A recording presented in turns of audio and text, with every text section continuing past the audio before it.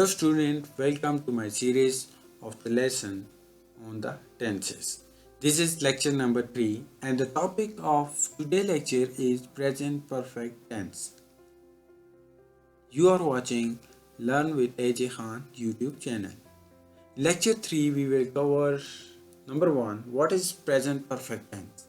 Number 2, time expression with present tense. Number 3, form of present perfect tense. Number 4, rules of present perfect tense. Number 5, structures of present perfect tense. Number 6, uses of present perfect tense. So the lecture 3 started with the first question, that what is present perfect tense? The present perfect tense is a verb tense which is used to show that an action has taken place once or many times before now. Dear student, this definition will clear to you all after learn about time expression with present perfect tense. In this picture you can see that the time shown on the graph between past and between past and present. So we actually use present perfect tense to say that an action happened at an unspecified time before now.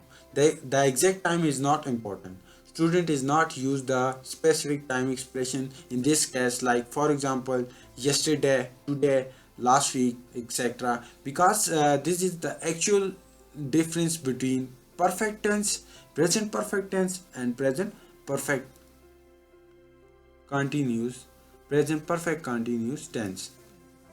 So when we use the present perfect, it means that something has happened at some point in our life before now.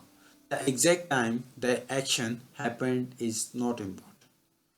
So next thing in our lesson is form of present perfect tense. So student, the present perfect tense is formed by using of auxiliary verb have verb, that is have verb has and have plus past participle. Sometimes we call the third form of the verb has well to past participle. So let's move toward the the rules of present perfect tense. Number 1, we use has with singular subject when the subject is he, she, it. So in case of present perfect tense we use has. Number 2, we use have with plural subject. So when we talk about the plural subject, like we have they, you, we and I. So in this case we use have. And overall the form of verb is past participle, and sometimes we call it third form of verb. So let's move toward the structures of present perfect tense. So let's start from affirmative sentences, and the structures of affirmative sentences is subject plus has or have plus past participle. For example, I have never been to France. Example number 2, he has never traveled by train. You can see in the both example, I is plural pronoun, plural subject, so here we used have, and he is singular pronoun, here we used has. So and the form of the tense is third form, that is known as past participle. Let's move toward the negative sentences. Student, you know negative sentences can be recognized by words not. We use not with have or has. So the structure of negative sentences is subject plus haven't or hasn't plus past participle. For example, I haven't been to France. Student, you can see that here we first in positive sentences we use the word never, but here we don't use the word never because we use here word not, which identify that it is negative sentences. And second example we have he hasn't traveled by train. So in both example, first is plural subject and second is singular subject, and with plural subject we used haven't, and with singular subject we use hasn't.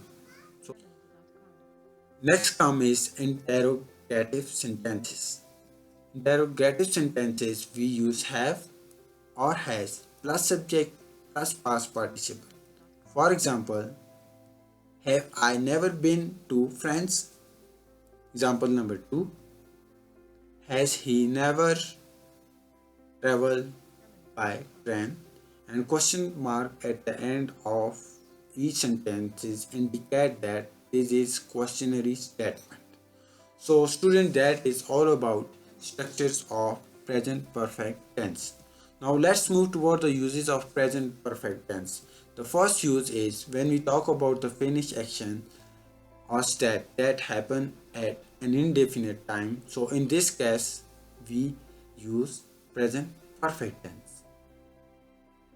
Number two, when we are thinking about completed past action carried out in an unfinished time period at the time of speaking is also use of present perfect tenses.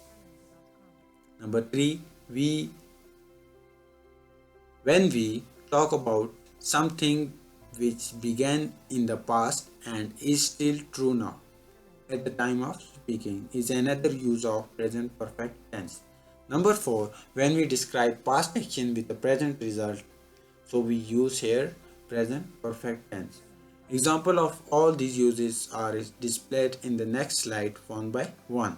So first example is about uh, talk about an action which is happened or completed in indefinite time. So first example is I have eaten octopus.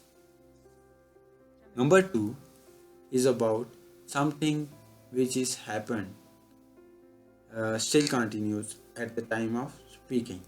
It has rained a lot today.